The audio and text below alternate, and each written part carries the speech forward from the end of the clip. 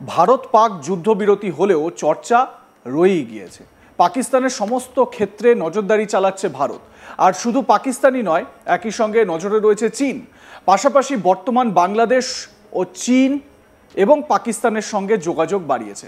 মানে বাংলাদেশ, চীন এবং পাকিস্তানের সঙ্গে যোগাযোগ বেড়েছে, এমনটাই জানতে পারা যাচ্ছে।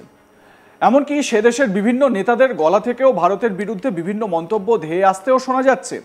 তাই বাংলাদেশের কাজকর্মের দিকেও নজর রাখতে হচ্ছে ভারতকে। এই পরিস্থিতিতে উঠে আসছে বড় খবর। জানা যাচ্ছে চিকেন স্নেকের কাছাকাছি বাংলাদেশের লালমনিরহাট ও রংপুরে পাকিস্তানের আইএসআই ও চীনের সহযোগিতায় চলছে এক্সারসাইজ। বিষয়টি জানার পরেই পরিস্থিতির উপরে নজর রাখতে শুরু করে দিয়েছে ভারত। এক্ষেত্রে অনেকের মনেই প্রশ্ন উঠছে, সম্প্রতি ভারতের হাতে মার খাওয়ার পর তবে কি এবার বাংলাদেশের মাটি ব্যবহার ও চীনকে সঙ্গে নিয়ে নতুন করে কোনো ষড়যন্ত্র করছে পাকিস্তান, বা পাকিস্তান, চীন ও বর্তমান বাংলাদেশ মিলে কোনো ফন্দি আঁটছে? শুনে নেওয়া যাক এই গোটা বিষয়ে কি বলেছেন প্রাক্তন সেনাকর্তা কর্নেল দীপ্তাংশু চৌধুরী। শোনাবো তার মতামত। বাংলাদেশ আমাদের এতদিন বন্ধুত্ব দেশ ছিল বলে আমরা জানতাম। বিগত 9-10 মাসে যেরকম ভাবে বাংলাদেশের চারিত্রিক চেঞ্জ হয়ে গেছে, চারিত্রিক চেঞ্জ, এবং তার ডক্টরিন আমরা দেখছি অন্যরকম। সেই জায়গায় ভারতকে নিশ্চিতভাবে আমাদের অ্যাক্টিভ হতে হবে। এবং আমরা দেখেছি একই সঙ্গে লালমনিরহাট এবং রংপুরে তাদের একটা এক্সারসাইজ চলছে, সাপোর্টেড বাই পাকিস্তান আইএসআই, এবং চীন তাদের সাপোর্ট করছে। এবং ওরা একটা নতুন ডক্টরিন নিয়ে, যেটা ওরা চায় ভারতকে আঘাত পৌঁছবার জন্য, সেটা জঙ্গির মাধ্যমে হোক, নাশকতার মাধ্যমে হোক, অথবা এই মেঘের পেছনে যদি আমাদের অ্যাটাক করে, আর আড়ালে অ্যাটাক, সেগুলো করতেই পারে, সেগুলো করতে পারে। তাই ভারত নিজেকে বাঁচাবার জন্য, ভারতের নিজের সিকিউরিটি অফ মাই সিটিজেন বাঁচাবার জন্য, আমার ভারতের সার্বভৌমত্ব বাঁচাবার জন্য, তো যেসব নিজেদের তৈরি হওয়ার জন্য এক্সারসাইজ, তিস্তা প্রহার এবং বিভিন্ন যে আমাদের আর্মি, সামরিক বাহিনীর ফোর্স আছে, তাদের সিনক্রোনাইজেশন। আমরা কিন্তু ইতিমধ্যে কেন তিস্তা ফিল্ড রেঞ্জ করলাম? কারণ ওটা খুব দুর্গম জায়গা, ওখানে নদী, পাহাড়, পাথর, পার্বত্য এলাকা, জঙ্গল। সেই জায়গায় কিরকম ভাবে লড়াই করা হবে, একটা আমরা টেমপ্লেট বানাই, সেই ডক্টরিনের মধ্যে সেই কিরকম ভাবে লড়াই করা হবে। কি আমাদের আইবি ক্রস করতে হবে? কি আমরা আইবি না ক্রস করে বাংলাদেশকে শেষ করে দিতে পারি? যেমন পাকিস্তানকে করা হয়েছে। এই বাংলাদেশের একটা ছোট্ট 18 কোটির দেশ, 18 কোটি মানুষের দেশ, কয়েকটা 64টা জেলা, পুরো বাংলাদেশ মিলে 64 জেলা, এবং আমাদের কলকাতায় আমাদের পশ্চিম বাংলায় 10 কোটি মানুষ, তার থেকে একটু বড়। সেই বাংলাদেশ ভারতের দিকে এত বড় চাইছে। কাদের ভরসায় এই আঙুল দেখাচ্ছে, এই লাল চোখ দেখাচ্ছে ভারতবর্ষ? সেটা আইএসআই, পাকিস্তান না চীন, সময় বলে দেবে। কিন্তু আমরা আমাদের তরফ থেকে, ভারতের তরফ থেকে আমরা প্রস্তুত, এবং আমরা প্রস্তুত মুখে নয়, আমরা কাজে করছি। আমরা কনস্ট্যান্ট এক্সারসাইজ করছি, নিউ ওয়ার ডক্টরিন, যেগুলো ওয়ার গেমিং করছি সেটা প্র্যাকটিস করছি, এবং বিভিন্ন যে ফোর্স আছে, আর্মি, নেভি, এয়ারফোর্স, তাদের সঙ্গে সিনক্রোনাইজেশন করছি, এবং আর্মির যে command control centre, air defence system, missile regiment, armoured artillery, infantry, এই বিভিন্ন যে লজিস্টিক ব্রাঞ্চে, এএসসি, ইএমই, অর্ডিন্যান্স, এই সমস্ত একসঙ্গে আমরা প্র্যাকটিস চলছে। কিরকম ভাবে লজিস্টিক্স লাইন যাবে, কিরকম ভাবে গোলাগুলি পৌঁছবে, এই সমস্তটা আমরা ইন ডিফারেন্ট সিচুয়েশন, যে যদি লজিস্টিক লাইন কেটে দেয় তাহলে প্ল্যান বি কি হবে, প্ল্যান সি কি হবে, এই পুরো প্ল্যানটা আমরা যেটা মুখে বলি সেটা গ্রাউন্ডে করে দেখানো হয়। তাই আজ এই সাফল্য, তাই এর আগে সাফল্য, কার্গিলের সাফল্য। তাই ভারতবর্ষের সামরিক বাহিনী নিশ্চিতভাবে, আমি বারবার বলি, the man behind the mission, যে চালাচ্ছে, যে সামরিক বাহিনীর যে সোলজার, যে অফিসার, যে ট্রেন, মেশিন ইম্পর্টেন্ট না, মেশিনকে কিরকম ভাবে ব্যবহার করছে, এবং যে মাথা, এই স্ট্র্যাটেজিক কিরকম ভাবে ইউজ করছে, the man behind the machine is always important. এবং ভারতের সামরিক বাহিনী is one of the best in the world, এটা আমরা প্রত্যেককে আশ্বাস দিতে পারি, আশ্বাস আপনারা দেখেছেন।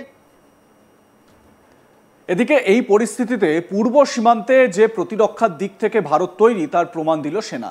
সেখানে তিস্তা প্রহার সামরিক মহড়া চলল। ভারতীয় সেনার ইস্টার্ন কমান্ডের আওতায় আয়োজিত এই মহড়ায় অংশ নেয় infantry, artillery, armed core, army, aviation engineers এবং সিগন্যালস বিভাগ। সেনার পক্ষ থেকে জানানো হয়েছে, যুদ্ধকালীন পরিস্থিতিতে বাহিনীর মধ্যে নিখুঁত সমন্বয় তুলে ধরাই ছিল এই মহড়ার প্রধান উদ্দেশ্য। তো স্বাভাবিকভাবে এইটা নিয়েও আমরা কর্নেল দীপ্তাংশু চৌধুরীর সঙ্গে কথা বলেছি। কি বলেছেন তিনি শোনাবো। ইতিমধ্যে আমরা যখন দেখেছি আমাদের উত্তর এবং পশ্চিমে ভারতের সামরিক বাহিনী অপারেশন সিন্দুরে কি করলো এবং লাইন অফ কন্ট্রোল এবং ইন্টারন্যাশনাল বর্ডার ক্রস না করে যেভাবে পাকিস্তানকে হাঁটু গেড়ে বসিয়ে দিল, একইভাবে পাকিস্তান এখন তার জঙ্গি সংগঠনের দৃষ্টি এখন ঘুরিয়ে দেবে হচ্ছে বাংলাদেশ এবং মায়ানমারের জমির দিকে। চীনের হেল্প নিয়ে ভারতের উত্তর পূর্ব এবং পশ্চিম বাংলা কে ব্যতিব্যস্ত করবে, তারা বাংলাদেশ ইউজ করবে, তারা নেপাল ইউজ করবে, তারা ভুটান ইউজ করবে।